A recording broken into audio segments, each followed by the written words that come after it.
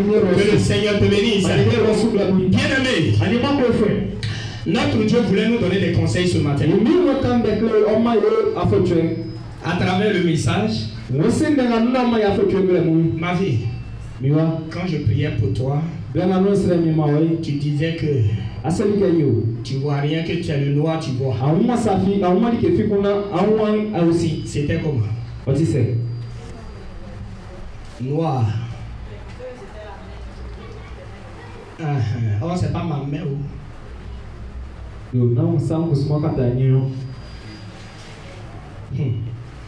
Que mon Dieu soit avec toi.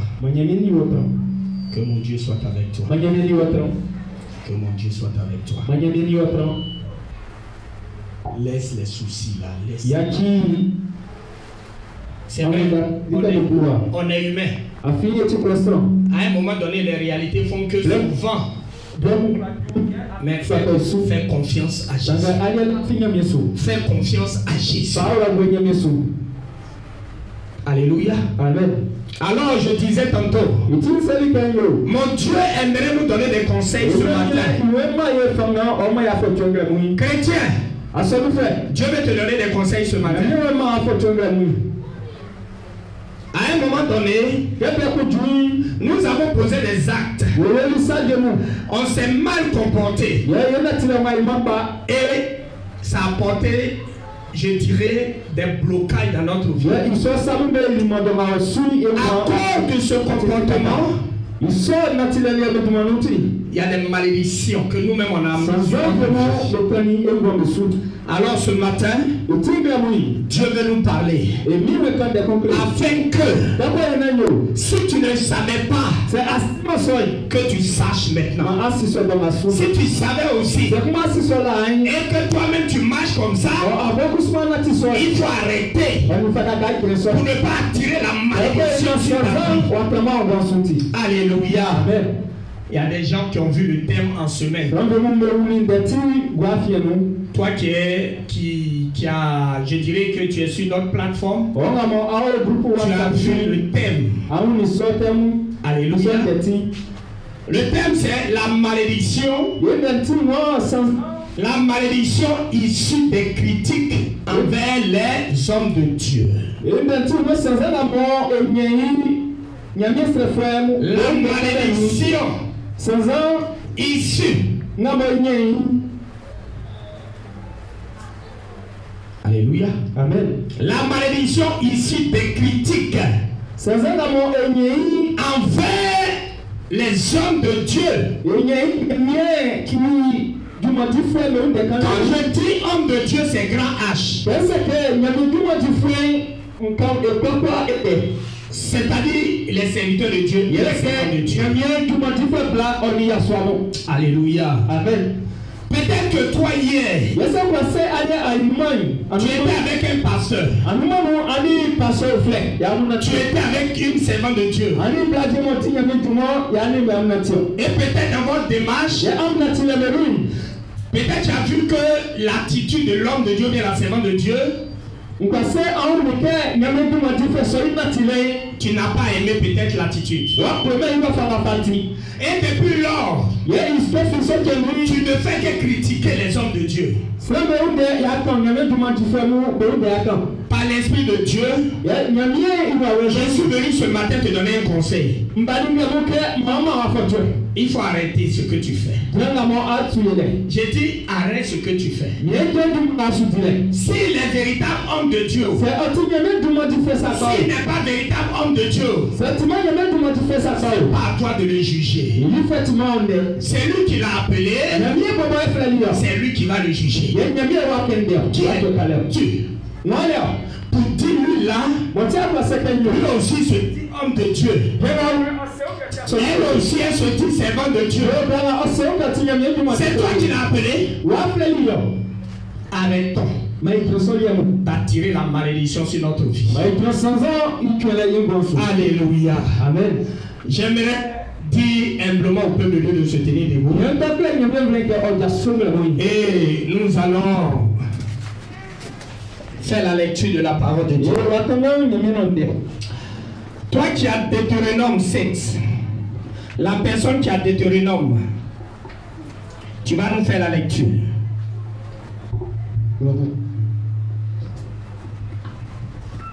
J'ai lu la parole de Dieu dans le livre de Deutéronome 7, du verset 1 au verset 4.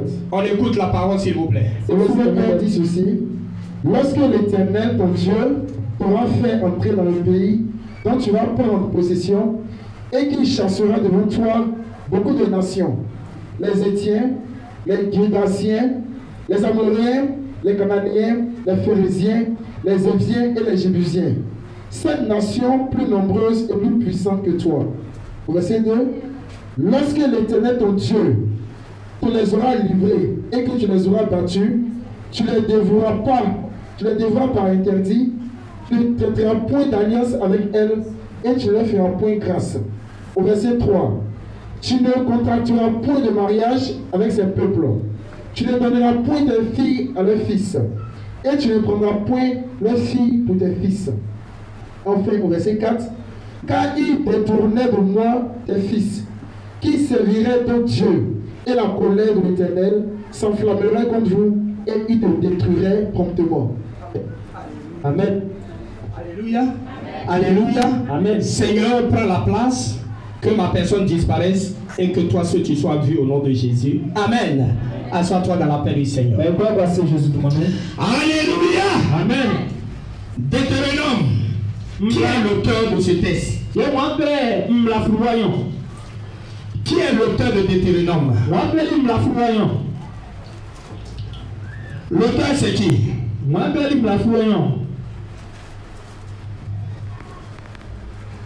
Qui a écrit ce texte-là?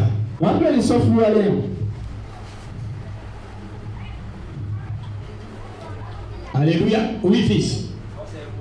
Moïse. C'est lui qui a commencé. Mais à la conclusion, il y a Josué aussi qui a écrit. Mais là où on est, c'est Moïse. Excusez-moi. J'aimerais que tu sois attentif. Amen. Amen. Qu'est-ce que le texte nous dit? La Bible dit, quand le peuple juif était en captivité, et que Dieu a envoyé son serviteur Moïse faire sortir ce peuple, Dieu a donné les instructions. Dieu a donné les instructions à son serviteur Moïse. Et parmi ces instructions, Dieu a dit à son serviteur, quand mes enfants sortiront, il ne faudrait pas que mes enfants prennent des femmes étrangères pour mariage. Alléluia. Amen. Alléluia. Amen. Voici ces instructions que Jésus a données à Moïse. Amen. Amen. Amen. Alors, quand le peuple est sorti, Moïse a véhiculé le message de Dieu. La deuxième personne qui a nombre 12. Nombre 12. Toi qui as un nombre 12, prépare-toi. Nombre 12. Alléluia. Alors Moïse a véhiculé le message de Dieu à son peuple. Moïse a dit au peuple, Dieu a dit, il ne faudrait pas qu'on prenne des femmes étrangères parmi nous. Mais pourquoi Dieu a dit ça? Qui connaît? Pourquoi Dieu a interdit son peuple de prendre des femmes étrangères? Oui. Ces femmes allaient les détourner de Dieu en quoi faisant? Oui. En les envoyant adorer d'autres. Que le Seigneur te bénisse. Alors voici la raison pour laquelle Dieu a interdit ce peuple-là d'aller prendre les femmes étrangères. Pour ne pas qu'en venant, c'est-à-dire ces femmes en venant dans leur foyer, qu'elles fassent venir devenir les dieux. Alléluia. Amen. Pour ne pas que ses enfants le laissent et adorent les autres dieux. Maintenant, quand Moïse a donné les instructions, est-ce que ce peuple a obéi? La personne qui a nombre 12. Fais-nous la lecture. Nombre 12. Écoutons nombre 12, verset 1 à 11, dit quoi? Écoute seulement. Reste assise et écoute. Nombre 12 à partir du verset 1. Marie et Aaron parlaient contre Moïse au sujet de la femme éthiopienne qu'il avait prise, car il avait pris une femme éthiopienne. Au verset 2, il dit: est-ce seulement par Moïse que l'Éternel parle? N'est-ce pas aussi par nous qu'il parle? Au verset 3, et l'Éternel l'entendit. Or Moïse était un homme fort, patient, plus qu'aucun homme sur la face de la terre. Soudain, l'Éternel dit à Moïse, à Aaron et à Marie: allez vous trois à la tente d'assignation. Et ils y allèrent tous les trois. Au verset 5. L'Éternel descendit dans la colonne de nuée et il se tint à l'entrée de la tente. Il appela Aaron et Marie qui s'avançaient tous les trois. Et il dit: écoutez bien mes paroles. Lorsqu'il y aura parmi vous un prophète, c'est dans une vision que moi, l'Éternel, je me révélerai à lui. C'est dans un songe que je lui parlerai. Au verset 7. Il n'en est pas ainsi de mon serviteur Moïse. Il est fidèle de toute ma maison, dans toute ma maison. Au verset 8. Je lui parle bouche à bouche. Je me révèle à lui sans énigme. Et il voit une représentation de l'Éternel. Pourquoi donc n'avez-vous pas crainte de parler contre mon serviteur, contre Moïse? La colère de l'Éternel s'enflamma contre eux, et il s'en alla. Au verset 10. La nuée se retira de dessus la tente, et voici, Marie était frappée d'une lèpre, blanche comme la neige. Aaron se retourna vers Marie, et voici, il avait la lèpre. Enfin, au verset 11. Alors Aaron dit à Moïse: de grâce, mon Seigneur, ne nous fais pas porter la peine du péché que nous avons commis en insensé. Et donc nous nous sommes rendus coupables. Amen. Alléluia. Alléluia. J'ai dit alléluia. Est-ce que quelqu'un a écouté un peu? Bien aimé, écoute-moi. Mon professeur Sou. La Bible dit, quand Dieu a choisi son peuple, ils étaient en captivité, ils étaient en esclavage. Et un jour, Dieu s'est choisi son serviteur Moïse. Et Dieu a dit à Moïse: je t'envoie, fais sortir mon peuple d'esclavage. Et quand ils sont sortis, Dieu va donner les instructions maintenant. Et Dieu dit à Moïse: dis à mon peuple de ne pas prendre des femmes étrangères. Maintenant, la question que je pose: Moïse, il fait partie du peuple, oui ou non? Moïse fait partie du peuple juif, oui ou non? Oui, ma fille. Il fait partie du peuple. D'où les conseils donnés par Dieu le conseil, oui ou non? Quand Dieu a dit mon peuple ne doit pas avoir, c'est-à-dire que ne doit pas de femmes étrangères. Est-ce que cette parole concernait aussi Moïse, oui ou non? Oui, fils. Tu peux dire non. Ah bon? Oui. Oui. Parce qu'il est aussi juif. Il est aussi peuple de Dieu. Mais quand on a lu ce passage-là, qu'est-ce qui s'est passé? Il faut réveiller ta voisine. Voilà, ma fille, il ne faut pas dormir. Alléluia. Qu'est-ce que Moïse a fait? Moïse a pris une femme éthiopienne. Moïse a pris une femme couche, c'est-à-dire une femme éthiopienne. Elle est étrangère, oui ou non? Elle est étrangère, oui ou non? Elle est étrangère. Donc si nous comprenons bien, Moïse a été un enfant obéissant vis-à-vis de Dieu, très obéissant.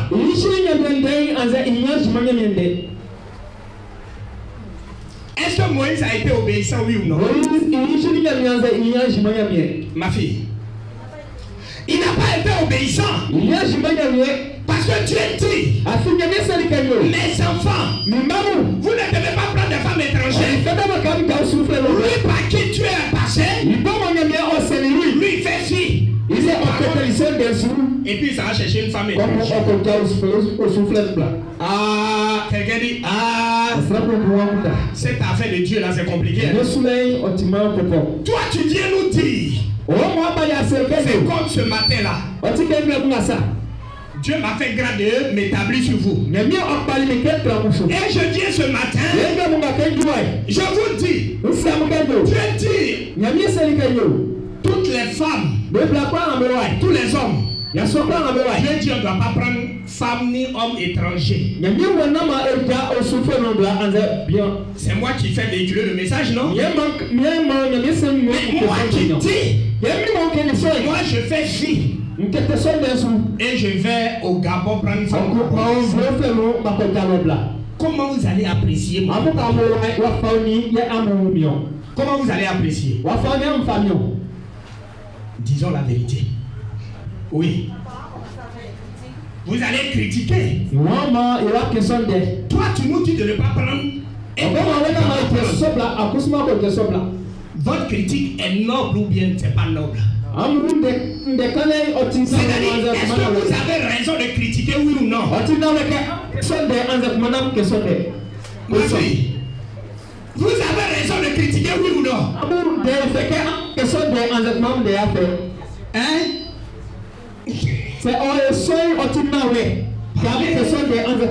Mes fils, on a raison de critiquer. Vous avez raison de critiquer.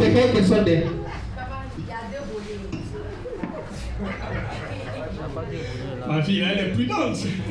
Oui, allons.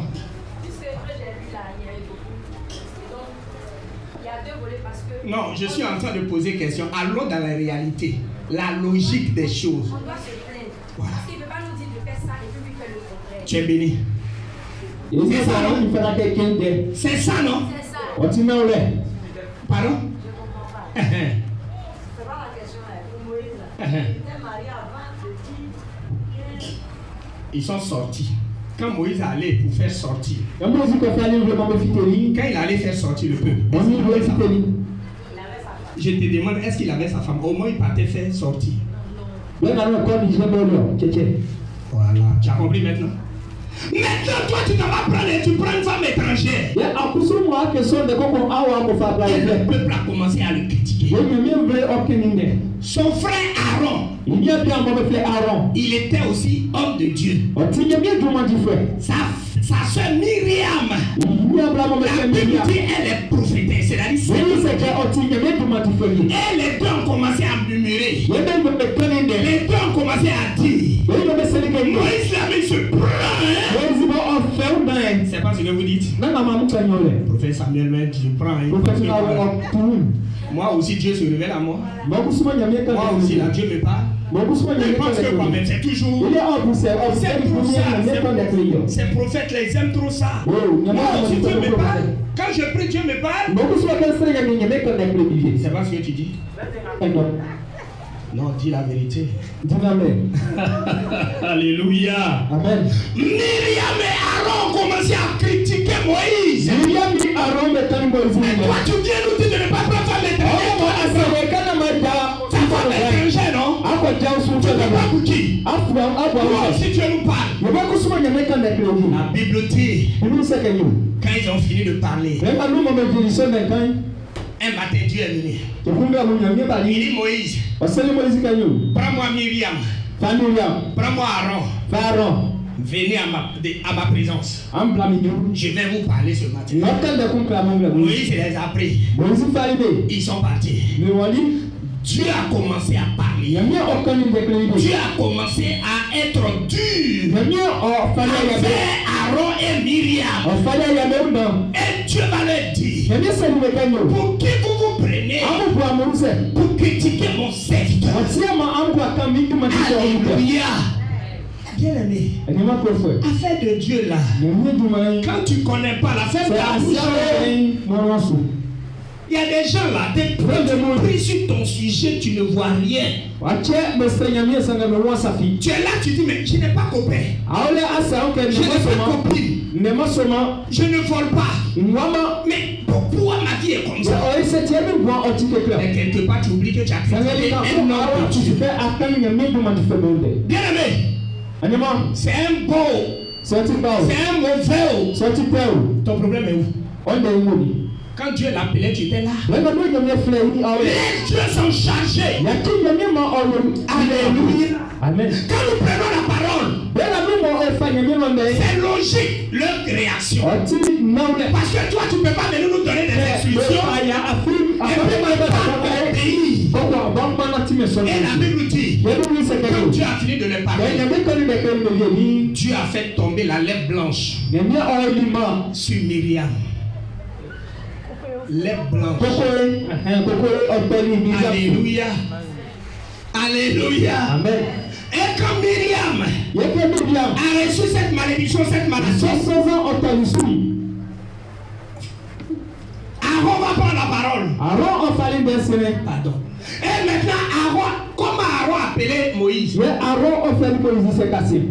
Il a appelé comment? Il a appelé comment? Quand Aaron voulait parler à Moïse,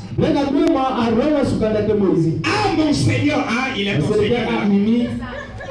Il n'est pas ton égal maintenant. Il est devenu ton Seigneur. Faites attention. J'ai dit faites attention. J'ai dit faites attention.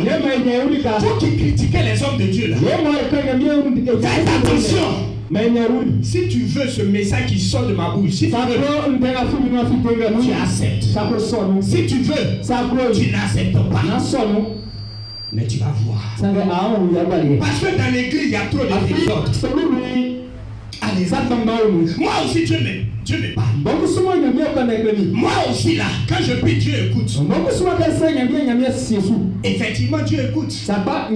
Mais si Dieu a pris le temps de prendre les personnes et mettre à part ces personnes, Dieu n'est pas bête. Alléluia. Alléluia. Amen. Et souvent, ce que le peuple de Dieu ignore, dans vos églises, là où tu es,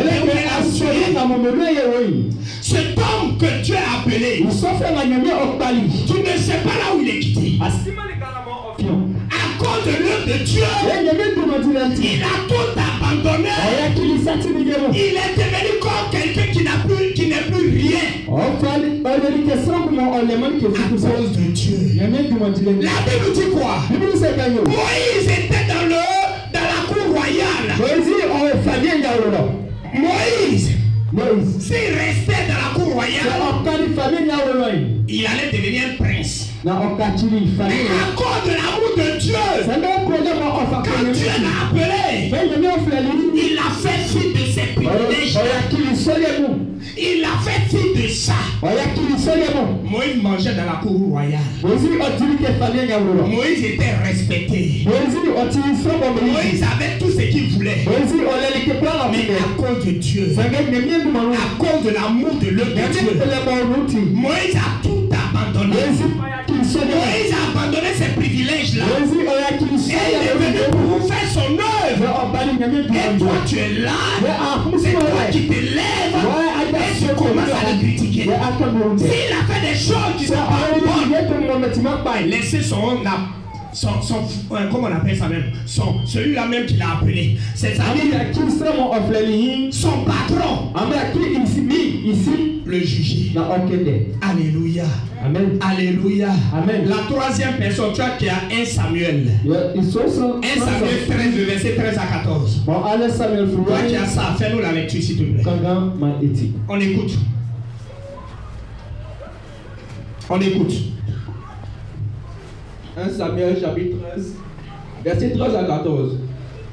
Samuel dit à Saoul, tu as agi en insensé, tu n'as pas observé le commandement de l'Éternel ton Dieu t'avait donné. L'Éternel aura permis pour toujours ton règne sur Israël. Et maintenant ton règne ne durera point. L'Éternel s'est choisi un homme selon son cœur. Et l'Éternel l'a destiné à être le chef de son peuple. Parce que tu n'as pas observé ce que l'Éternel t'avait commandé. Alléluia. Amen. Alléluia. Amen. À travers ce passage-là, Dieu dit quoi? Il y a quelqu'un qui Par la bouche de son serviteur, prophète Samuel. La Bible dit, quand le peuple est sorti, à un moment donné, le peuple voulait un roi. Alors Dieu a utilisé Samuel pour que Saül soit établi comme roi. Alléluia. Amen. Mais à un moment donné, Saül a dévié. C'est-à-dire qu'il était désobéissant à la voix de Dieu. Et Dieu a rejeté Saül. Et il a choisi un autre roi du nom de David. Comment Dieu a appelé David? Dieu a appelé David comment? Oui. L'homme selon moi. Dieu appelle David l'homme selon son cœur. Lis-moi 2 Samuel 11. 1 à 11. Qui a ça? Écoutons. Je veux que quelqu'un ait les yeux éclairés. 2 Samuel 11, le verset 1 à 11. L'année suivante, au temps où les rois se mettaient en campagne, David envoya Joab avec ses serviteurs et tout Israël détruire les fils d'Ammon et pour assiéger Rabat. Mais David resta à Jérusalem. Un soir, David se leva de sa couche et comme il se promenait sur le toit de la maison royale, il aperçut de là une femme qui se baignait et qui était très belle de figure. David fit demander qui était cette femme. N'est-ce pas Bathsheba, fille d'Eliam, femme d'Uri, le Hétien? Et David envoya des gens pour la chercher. Elle vint vers lui et il coucha avec elle. Après s'être purifié de sa souillure, il retourna dans sa maison.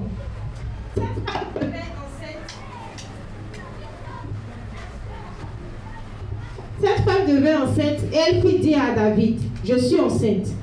Alors David expédia ce ordre à Joab. Envoie-moi Uri, le Hétien. Et Joab envoya Uri à David. Verset 7. Uri se rendit auprès de David, qu'il interrogea sur l'état de Joab, sur l'état du peuple et sur l'état de la guerre. Puis David dit à Uri, descends dans ta maison et lave tes pieds. Uri sortit de la maison royale et il fut suivi d'un présent du roi. Verset 9. Mais Uri se coucha à la porte de la maison royale avec tous les serviteurs de son maître et il ne descendit point dans sa maison. On informa David et on lui dit, Uri n'est pas descendu dans sa maison. Et David dit à Uri, n'arrives-tu pas de voyage? Pourquoi n'es-tu pas descendu dans ta maison? Uri répondit à David, lâche est Israël et Juda habite sous des tentes. Mon Seigneur Joab et les serviteurs de mon Seigneur, comme en rase campagne. Et moi, j'entrerai dans ma maison pour manger et boire, pour coucher avec ma femme, aussi vrai que tu es vivant et que ton âme est vivante. Je ne ferai point cela. Alléluia. Amen. Alléluia. Amen. Bien-aimé, tout à l'heure j'ai posé la question, comment Dieu appelait David? Dieu appelait David l'homme selon son cœur. C'est-à-dire quelqu'un que lui Dieu il aime pleinement. Mais regardez, à la suite des temps, la Bible dit quoi? Un jour, Moïse avait envoyé l'armée en guerre. David avait envoyé le peuple en guerre. David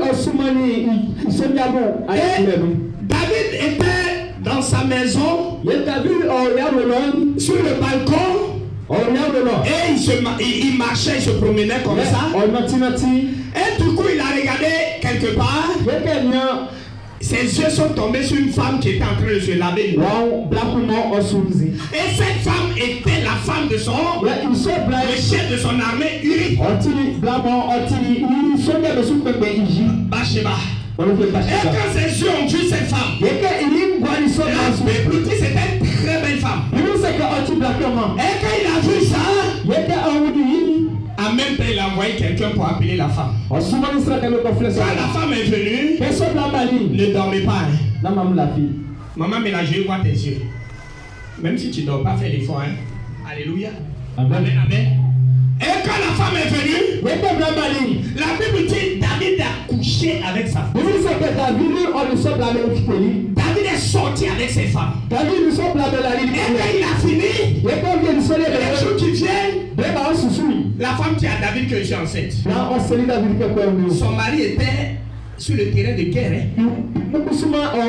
Et David, l'homme que Dieu aimait,